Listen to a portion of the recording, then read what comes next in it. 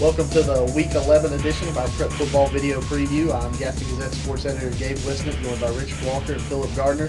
Only 2 more weeks of the regular season remaining, then we'll be into the playoff action. We'll break down a few things going on this week. First and foremost, Phil, the Hunter Huss Forest View matchup, obviously a big one after last week's games and what transpired. Break that one down a little bit and how you can kind of see that one going. Obviously, it's a huge game. First place is on the line. I think if you're Forest View, you just got to believe in yourself. Everything they did up until last week had worked. They're one of those teams that plays mistake-free. They got a great running game, great defense. None of that was working Friday night against Ashbrook for whatever reason. I blame that on Ashbrook, just like the Forest View coaching staff did. Ashbrook just played a great game. I think Forest View's back at home. I think they learned a little bit something about themselves last week. It's just a matter of going back to what they've done all year. Get that running game going, play solid defense, and they'll be just fine in this game. For Hunter Huss, the key is always Marshall Williams. If he can get going, it puts a lot of pressure on the opposing defense. But I think really the key for Huss recently has been their defense. I mean, even when Marshall Williams went out against Kings Mountain, the defense kept them in the game. And even without one of their best defensive players, John Tavian Hall last week, they still played well last week against Crest. And this week in the Southern Piedmont, it's kind of a rivalry type week with a lot of matchups, county matchups going head to head.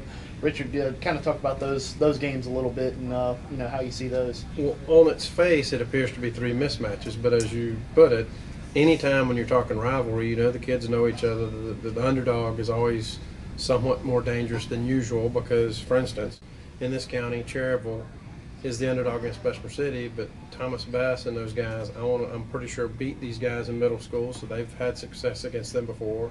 And even if they hadn't, anytime Cherryville and Bessemer play in any sport, they go at it pretty good.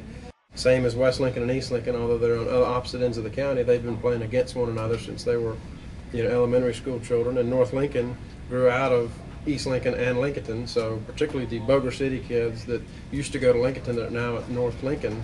That's a big rivalry for them. But, certainly you have to look at Bessemer City, East Lincoln, and Lincoln and expect them to win. But there's a lot of pressure on all 3 of those teams, even though they're all at home, because they're facing a feisty underdog coming in looking to kind of validate their season. And in the case of a school like West Lincoln, it's a chance to kind of solidify a playoff spot as they sit at 4 wins. And Cherryville with 3 wins, I think in 1A situation they're going to go regardless. But it's a big chance and opportunity for them to show that they're on the right direction at this late date in the season.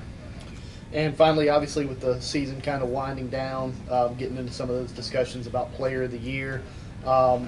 Phil, talk about on the offensive side, who are some of the players that are kind of, making their way towards the top there as far as Offensive Player of the Year? Well, I think at this point in the season, Hunter Huss quarterback Marshall Williams has to be right at the top of the list. He's been incredible, even coming off injury. He accounted for all 3 touchdowns last week against Crest.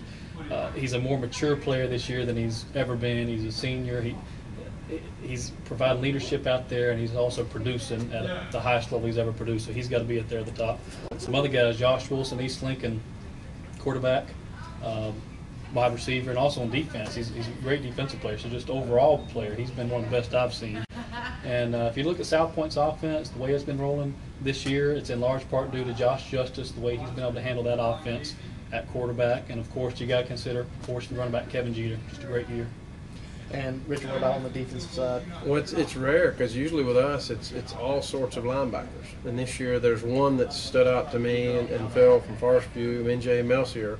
But if you watch Bessemer City or South Point play, it doesn't take long to look at number 2 for Bessemer City, Reggie Williams, and number 19 for South Point, Maurice Falls. There's a reason that Maurice Falls got an early offer and committed to East Carolina. Reggie Williams getting similar looks, maybe not that high profile of teams, but 2 of the best defensive linemen I've seen around here in a long time, very disruptive players. I would probably rate them ahead of Melcier, but it's one of those things where we talked about last week with Coach of the Year. As the season wears on, I'm always of the mind to reward the people that succeed down the stretch and how they do in the playoffs, and certainly Forest View, South Point, and Bessemer City all look to be positioning themselves for a good playoff run. So it'll be fascinating to see how that plays out. And there's also other teams that might have players that will step forward. I mean, Phil mentioned John Tavian Hall's injury was very significant to Hunter Huss, but he's certainly a terrific player. And if he were to come back healthy and help them in the playoffs, maybe he gets into that mix as well. That'll wrap it up for Week 11. We'll see you next week for the final week of the regular season.